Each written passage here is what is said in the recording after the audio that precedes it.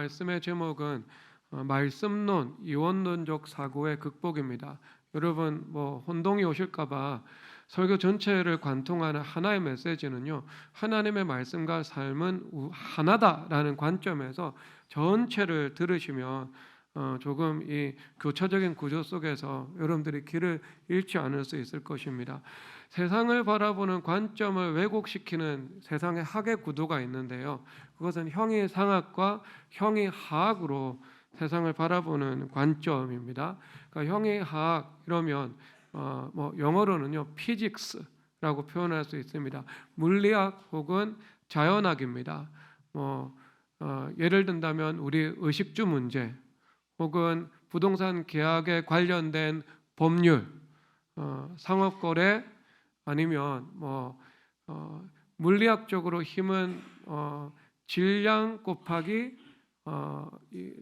곱하기 속도죠. 그러니까 이런 것들은 다 이 피직스라고 말을 하는 자연 물리학의 영역으로 보고 있는 겁니다. 그러니까 삶에 관한 것이다. 사람들은 이렇게 이끌어내죠.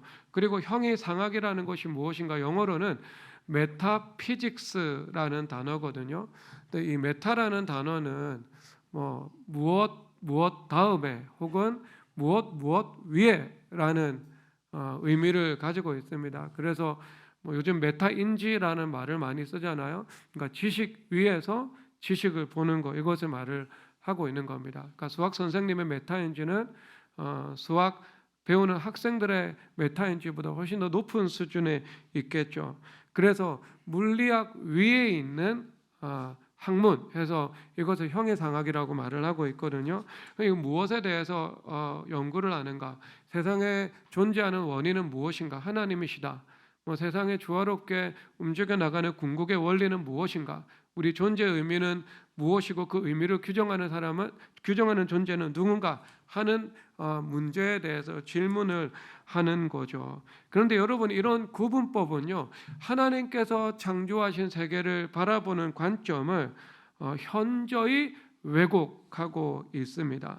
그래서 이런 관점의 추이를 보면은요, 먼저 1차적으로는 이원론적인 사고를 필연적으로 만들어내거든요. 그래서 물리적인 삶의 문제와 영적인 하나님의 말씀의 문제를 억지로 분리를 시킵니다. 그래서 먹고 사는 문제나 금리 인상과 인하 물가에 관련된 것은 하나님 혹은 하나님의 말씀과 관련 없다는 주장으로 나아가게 되죠. 그런데 여러분, 성경은 어떻게 말씀하고 있는가? 마태복음 4장 4절에서 이렇게 말씀하십니다.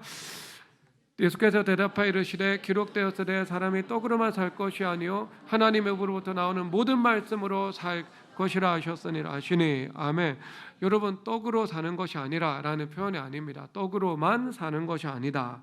그러니까 이것은 떡도 필요하다는 것을 말씀을 하고 있습니다. 그런데 핵심이 무엇인가? 떡이 우리의 사는 문제를 해결해 주는 것이 아니라는 거죠. 하나님의 모든 말씀이, 그러니까 우리는 영혼과 육체가 연합되어서 살아가는 삶이거든요. 그래서 하나님의 모든 말씀이 우리에게 생명을 공급해서 내가 생명의 삶을 살아갈 수 있도록 하신다는 겁니다. 그래서 진정한 사는 문제를 해결해 준다는 것이죠. 그래서 떡으로만 사는 것이 아니요 하나님의 말씀으로 살 것이다 라고 말씀을 하고 있는 겁니다. 그러니까 사는 문제가 어디에 달려 있다는 거죠? 하나님의 모든 말씀에 달려 있다라는 겁니다. 이것을 좀 더 분명히 하는 말씀이 있는데요, 창세기 1장 3절입니다. 하나님이 이르시되 빛이 있으라 하시니 빛이 있었고. 아멘. 그러니까 하나님께서 말씀으로 빛이 있으라 하십니다. 그러면 이 물리적인 세계에 빛이 나타나죠. 그러면 이 말씀의 영역과 물리적인 영역이 서로 분리되는 것은 아닙니다. 그러니까 형이상학과 형이하학으로 구분하는 것은요 전혀 의미가 없다라는 겁니다. 그리고 나아가서 이런 분리는요 또 어떤 이 이분법을 놔버리는가? 영혼의 문제와 육체의 문제를 나누어 버립니다. 그래서 영육 이원론적인 사고가 나오죠. 그래서 이것은 극단으로 나아가게 되는데요, 영혼의 문제만 중요하지 육체의 삶의 문제는 중요하지 않다는 극단으로 나아갑니다. 여러분, 우리 신학의 관점에서 육체가 없으면 영혼도 온전하지 않습니다. 우리 장로교 신학은요, 육체도 귀하고 영혼도 귀하다라고 말을 하고 있습니다. 여러분, 그래서 성경에서는요, 너희 몸을 거룩한 산제물로 드리라 말씀하고 있죠. 그러면 여러분, 거룩하다는 이 규정 안에요, 우리의 몸까지도 포섭을 시키고 있잖아요. 우리 몸도 거룩하다. 여러분, 이런 관점을 가지고 있는 거죠. 그럼 우리가 거룩하게 사용할 책임이 우리 가운데 나오고 있는 겁니다. 여기에 천시되어야 하는 내용이 성경에서는 없습니다. 그리고요, 또 어떤 극단으로 나아가는가, 영혼의 문제와 육체의 문제 사이에 높은 담벼락을 세워버리는 거죠. 그래서 이 둘 사이에 어떤 상호관계나 인과관계도 성립되지 않는다라고 주장을 하는 거죠. 그래서 우리가 단지 영혼의 문제는 구원받아 천국 가는 것에 지나지 않고, 그리고 우리의 삶의 문제는 영혼의 문제와 구별되어 상관없이 존재한다는 겁니다. 그래서 삶의 문제는요, 세상의 방식으로 그 문제를 바라보고 풀어내려는 그 실천적인 습관을요, 교회 안에 있는 사람들도 많이 가지고 있는 것을 알 수 있습니다. 그러나 여러분, 성경은 그렇게 말하고 있는가? 절대로 그렇지 않습니다. 이사야서 33장 15절 읽도록 하겠습니다. 제가 읽겠습니다. 마침내 위에서부터 영을 우리에게 부어 주시리니 광야가 아름다운 밭이 되며 아름다운 밭을 숲으로 여기게 되리라. 하나님의 영을 부어 주시죠. 하나님의 영이라는 것은 영적인 것이지 않겠습니까? 그런데 이 영적인 것이 어떤 결과를 만들어내는가? 광야입니다. 광야는 물리적인 이 삶의 영역이죠. 공허하고 황폐하고 풀이 자라지 못하고 열매를 내지 못하는 땅입니다. 그런데 그 땅이 질적으로 변화가 되죠. 그래서 화석류나무, 잣나무, 소나무, 황양목, 백향목, 많은 나무를 내는 아름다운 땅이 된다고 말씀을 하고 있습니다. 그래서 하나님의 생명이 우리 안에 들어오죠. 그러면 내 안에 생명이 충만해집니다. 충만한 생명력은 생수의 강이 되어서 동서남북으로 흘러가게 되어 있죠. 그러면 그 생수의 강이 흘러가는 모든 땅에 토양의 변화가 나타나서 그 토양을 치유하고 회복시킨다는 것을 에스겔서 47장에서 말씀하십니다. 그래서 각종 과실나무가 자라고 열매가 끊이지 않게 되는 거죠. 그러면 이 관점에 의하면은요, 영혼의 문제와 우리의 육체와 삶의 문제는요, 결단코 분리되어 있지 않다는 것을 보여주고 있는 겁니다. 그래서 우리 영혼의 생명이 우리의 물리적 삶의 현실까지도 치유해 놓는다, 이것을 보여주고 있는 겁니다. 그래서 이 형해장학과 형해화학을 나누는 이 관점은 결국 여러분, 원수마귀가 어떻게 활용을 하는가? 하나님의 말씀과 그 말씀을 믿는 믿음이라는 것을요, 물리적인 삶의 현실의 경계선 밖으로 밀어내는 다분한 경향성을 가지고 있습니다. 그러니까 이것이 교회 안에 사는 사람들에게는요, 인본주의로 나타나고요, 교회 밖에 사는 사람들은 하나님은 살아계신데 무신론적인 삶의 방식으로 나타나는 겁니다. 그러면 우리가 성경을 통해서 그럼 우리는 어떻게 바라보아야 하는가 하는 문제가 있겠죠. 요한복음 12장 44절과 45절 읽도록 하겠습니다. 읽겠습니다. 예수께서 외쳐 이르시되 나를 믿는 자는 나를 믿는 것이 아니요 나를 보내신 이를 믿는 것이니라. 아멘. 예수님 믿는 것은 하나님을 믿는 것이고 예수님을 보는 것은 하나님을 보는 것이다 말씀하고 있습니다. 여러분, 이것은 삼위일체 하나님을 계시하고 있는 겁니다. 그래서 성부 하나님, 성자 예수님, 성령 하나님은 동일 본질이십니다. 성부 하나님, 성자 예수님, 성령 하나님이 각 인격으로 존재하시지만 동일 본질을 가지고 계신 한 분 하나님이심을 말씀을 하고 있습니다. 그러니까 예수님을 본 것은요, 하나님을 본 거죠. 예수님 믿는 것은 하나님을 믿는 겁니다. 한 분 하나님이시기 때문에 그렇습니다. 그래서 히브리서 1장 3절에서 이렇게 말씀하시네요. 이는 하나님의 영광의 광채시요 그 본체의 형상이시라. 그의 능력의 말씀으로 만물을 붙드시며 죄를 정결하게 하는 일을 하시고 높은 곳에 계신 지극히 크신 이 우편에 앉으셨느니라. 아멘. 그래서 예수님을 본체 되신 하나님의 형상이다라고 말씀을 하고 있습니다. 그래서 성자 예수님과 성부 하나님은 동일 본질을 지니고 계시죠. 그리고 예수님은요 본체의 형상인 것입니다. 그래서 본체이신 성부 하나님의 형상, 즉 하나님의 아들 예수님을 통해서 성부 하나님께서는 당신을 나타내신다, 이것을 말씀을 하고 있는 겁니다. 그래서 우리가 예수님을 통해서 하나님을 알 수 있는 겁니다. 예수님을 통해서 하나님을 알 수 있다. 그리고 나서 또한 예수님은 어떤 분이신가? 예수님은 창조주 하나님이시면서 창조의 지혜가 되십니다. 그래서 어거티는요, 성부 하나님께서는 성령 하나님 안에서 말씀을 통해서 만물을 지으신다고 말씀하고 있습니다. 그래서 이 말씀을 통해서 이분이 바로 성자 예수님이신 것이죠. 그래서 예수님은 인격화된 말씀이면서 창조의 지혜이십니다. 그래서 성부 하나님께서는 창조의 지혜이신 예수님 안에서 이 창조 세계를 바라보시고 계획하시고 그 말씀으로 창조하셨음을 의미하고 있는 겁니다. 그래서 예수님은요 창조주 하나님이시면서 창조의 기술자이고 조언자이고, 그리고 예수님 안에 만물의 토대와 모델이 있다, 이렇게 표현을 할 수 있습니다. 그래서 이것은 여러분 벤츠 S클래스라는 자동차가 있으면은요, 먼저 자동차 회사에서 설계하고 디자인하고 모델을 만들죠. 그리고 그 다음에 양산하는 겁니다. 그러니까 예수님 안에 만물의 토대와 모델이 있다, 이것을 말씀을 하고 있는 겁니다. 창조의 지혜죠. 그리고 나아가서 단지 예수님께서는 지으시기만 하고 내버려 두시는 분이신가? 그렇지 않다는 거죠. 골로새서 2장 17절 다 함께 읽도록 하겠습니다. 읽겠습니다.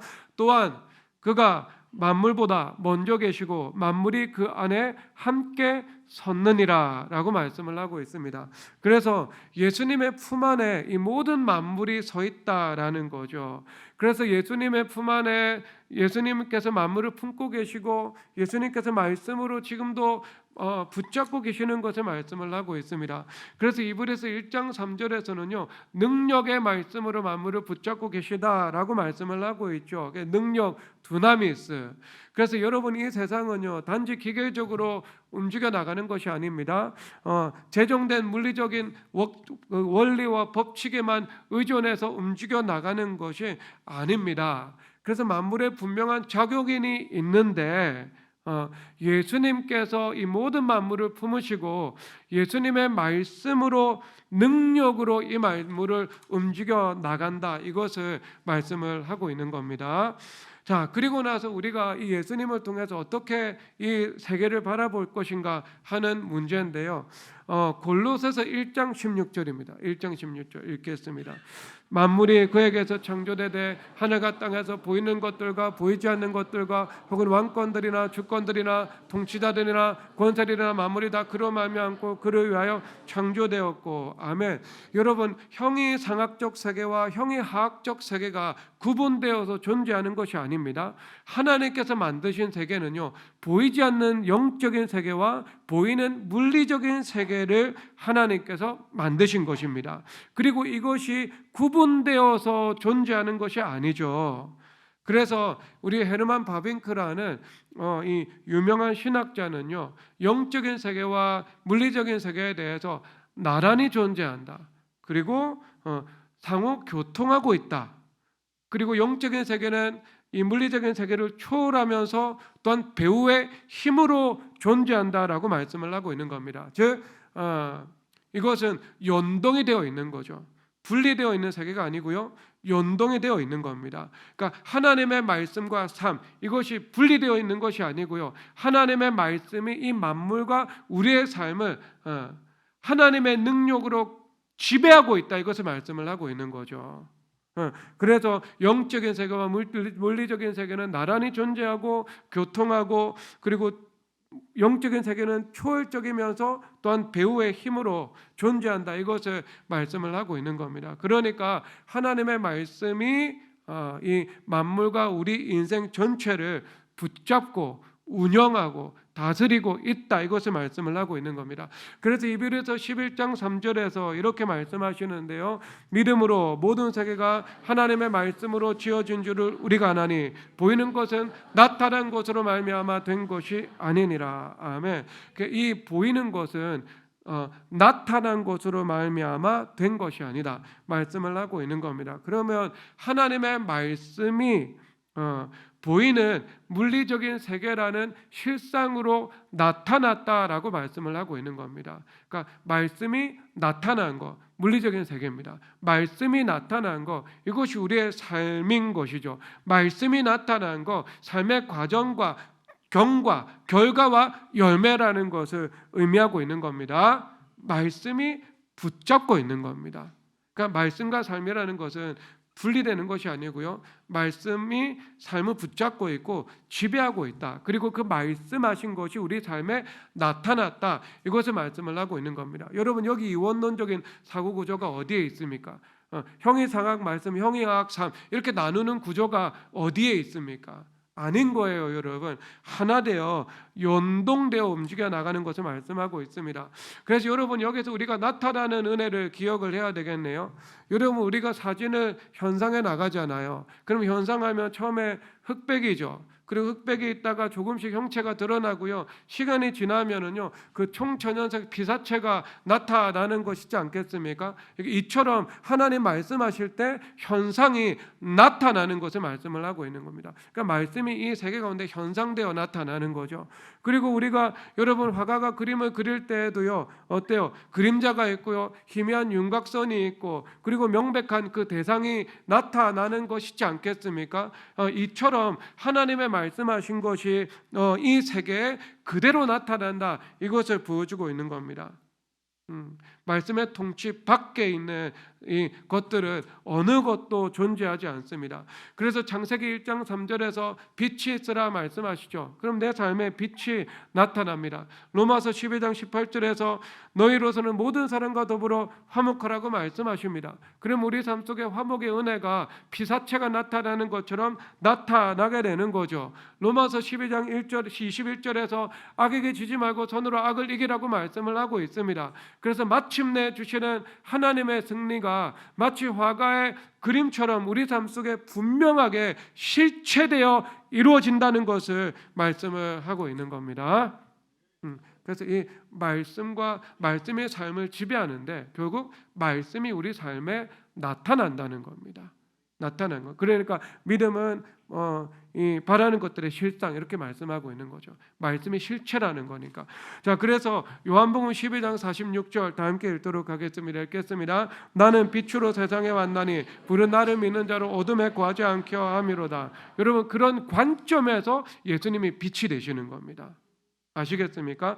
다시 제가 설명을 하겠습니다. 예수님이 빛이라는 것은요, 예수님 본체 형상이라는 겁니다. 본체이신 하나님을 계시하시는 빛이신 것입니다. 그래서 우리가 빛이신 예수님을 통해서 하나님을 우리가 계시해 주신 만큼 알 수 있는 겁니다. 그리고 예수님은요, 또한 제2위격의 하나님이시면서 창조의 지혜이시죠. 그래서 우리가 예수님을 아는 것을 통해서 창조 세계의 지혜를 우리가 알 수 있는 겁니다. 믿음의 눈이 열리는 거죠. 그러면 이것은 우리 인생에 어떤 의미를 줄 것인가? 여러분, 잠언 28장 26절 다 함께 읽도록 하겠습니다. 읽겠습니다. 시작. 자기의 마음을 믿는 자는 미련한 자요 지혜롭게 행하는 자는 구원을 얻을 자니라. 아멘. 여러분, 자신의 마음을 믿고 살아가는 사람들은 미련한 사람이래요. 여러분, 사람들은 모두 마음의 주관으로 세계를 해석하는 틀을 만들잖아요. 여러분, 모든 사람들이 만든 자신의 세계관이든 아니면 자신의 일관성 없는 개똥 철학이든 관계없이 그것은 주관적인 거잖아요. 그렇죠. 작가들이 말하는 것 아니면 이 철학자들이 고차원적인 사유와 언어를 통해서 말하는 것, 유튜브를 통해서 뭐 성공한 사람이든 성공을 꿈꾸는 사람이든 인생론에 대해서 펼치는 것, 여러분, 이것은 공통적인 속성이 있는데요, 자신의 마음의 주관인 거예요.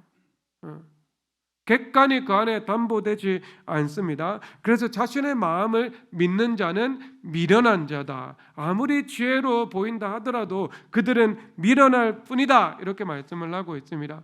그러면은요, 최고의 객관이면서 완전한 객관은 무엇이죠? 그것은요, 하나님의 말씀입니다. 말씀으로 세상이 지음을 받았잖아요. 말씀으로 세상을 운영하고 있죠. 그리고 그 말씀하신 것이 세상에 실상되어 나타나죠. 말씀이 만물과 인생에 대한 지배력을 가지고 있죠. 그러면 최고의 객관과 완전한 객관은 무엇입니까? 그것은 하나님의 말씀, 성경이라는 것입니다.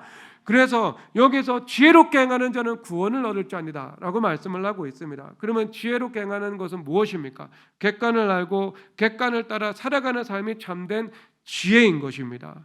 그래서 성경, 즉 하나님의 말씀을 통해서 세상을 알고 하나님의 말씀에 입각해서 내 삶을 운영해 나가는 것, 이것이 지혜자의 삶임을 말씀하고 있습니다. 여러분, 그런 은혜가 우리 가운데 주어지게 되는 거죠.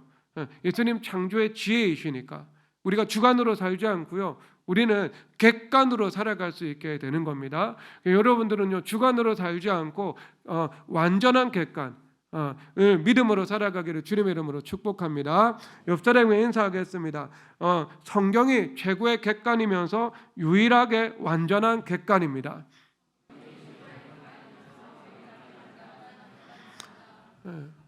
그러니까 여러분, 어리석은 삶은 내 마음의 주관을 믿고 살아가는 삶입니다. 지혜로운 삶은요, 객관인 성경 말씀을 믿고 순종하면서 살아가는 삶입니다. 그리고요, 여러분, 예수님 품 안에 만물이 있고 예수님께서 능력의 말씀으로 만물을 섭리하고 있다고 말씀을 하시잖아요. 그러면 성령 하나님은 편재하신 분, 즉 무소부재하신 분입니다. 모든 곳에 계시면서 모든 곳에서 하나님의 능력으로 친히 말씀을 이루시는 분이죠. 그래서 여러분, 매우 이 만물이 움직여 나가는 것은요, 그 인격적이고 능력 있는 이 성령 하나님의 운행하심이 있는 겁니다. 그러므로 여러분, 우리는요, 말씀을 의지하고 말씀을 구하고 말씀에 따라 살아가는 삶이 우리 인생의 성패와 생사화복과 십자가와 부활을 결정하게 된다는 것들을 인정하시기를 주님의 이름으로 축복합니다. 그러므로 마음의 주관을 따라가는 사람들은 어둠에 있는 사람들이죠.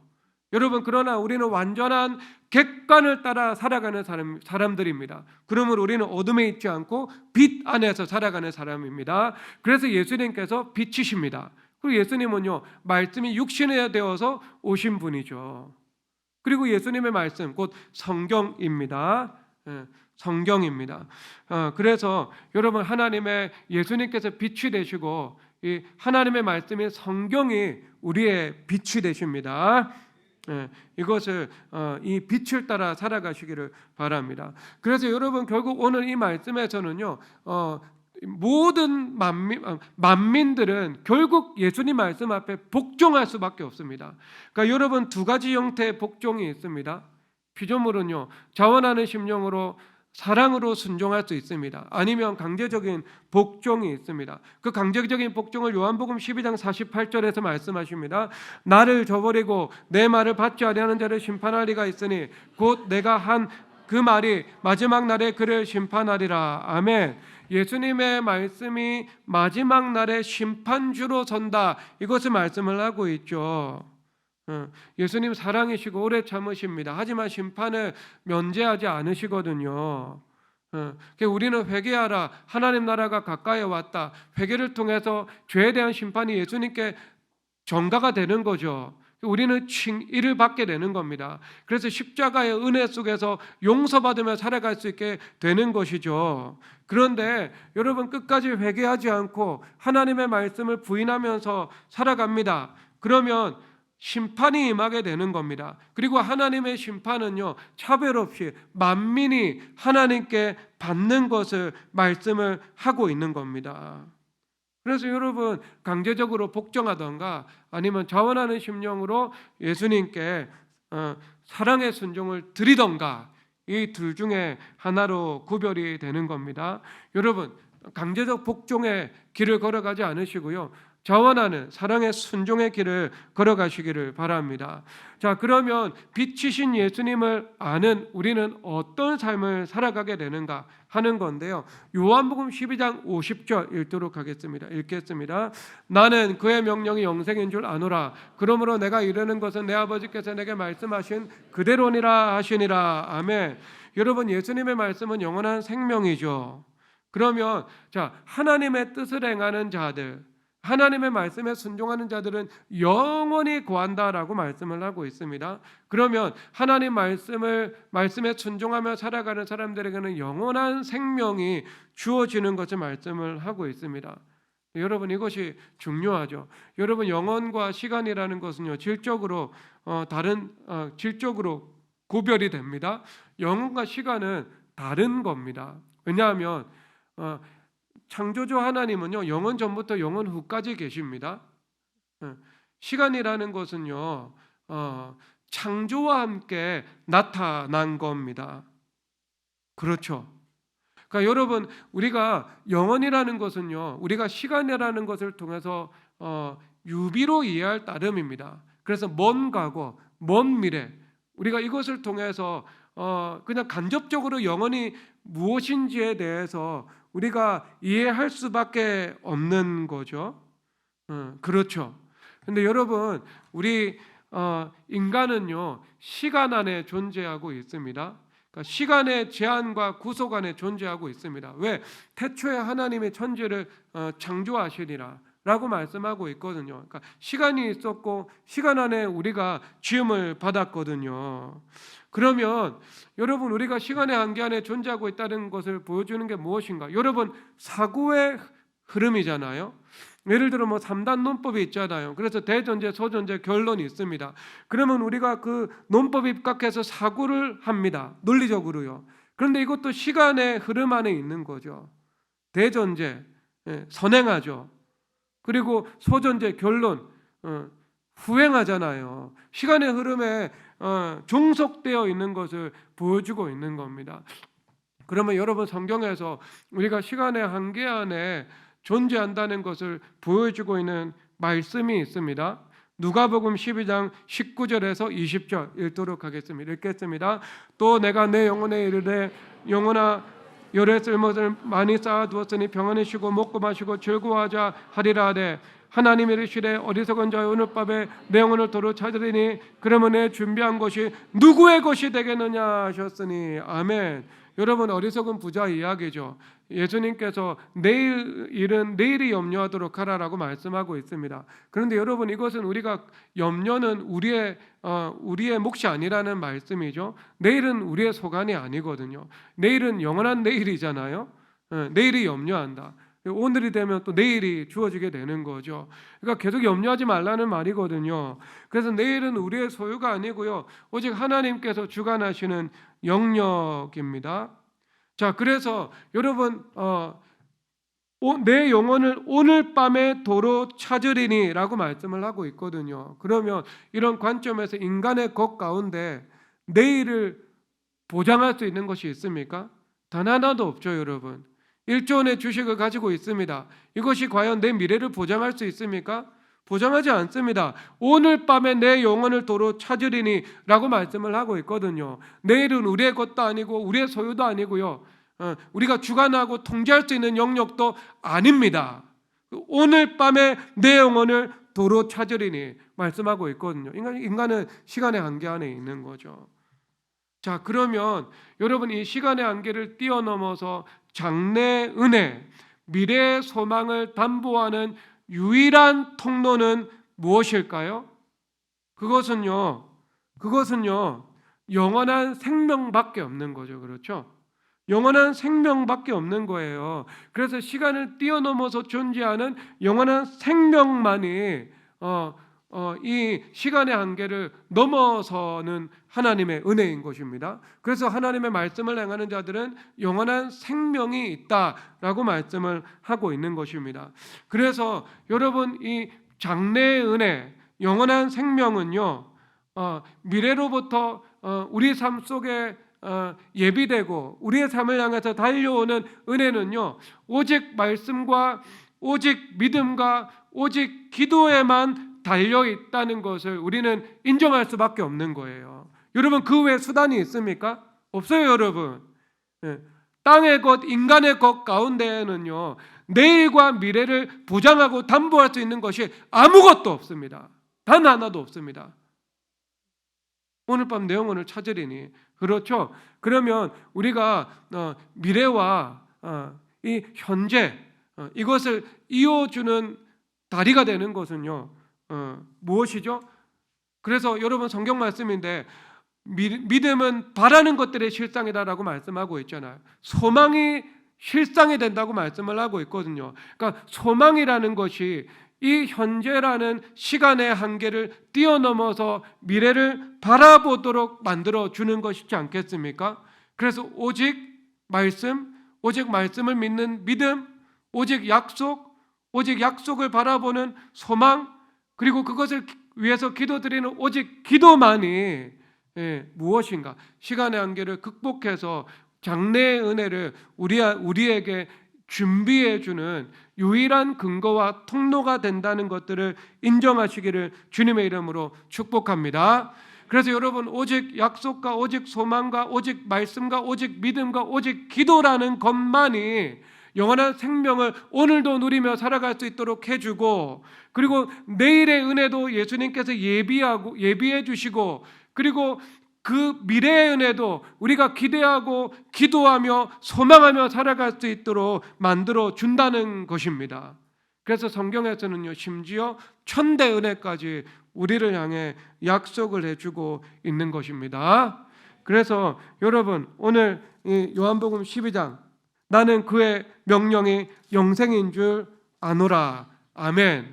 그래서 하나님의 말씀에 영원한 생명이 있고, 그러므로 그 말씀을 믿는 믿음과 순종과 소망과 기도가 영원한 생명을 우리 인생 가운데 담보한다는 것들을 여러분 알고 주님의 뜻에 반응하며 살아가는 말씀과 기도의 사람 되시기를 주 예수 그리스도의 이름으로 축복합니다. 옆 사람에 인사하겠습니다. 말씀과 삶은 하나입니다.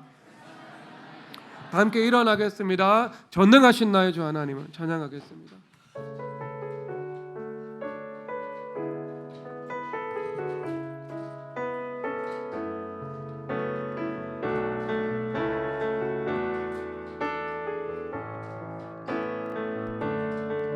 전능하신 나의 주 하나님은 능치 못하실 일 전없네. 우리의 모든 간구도 우리의 모든 생각도 우리의 모든 꿈과 모든 소망도 신실하신 나의 주 하나님은 우리의 모든 괴로움 바꿀 수 있네.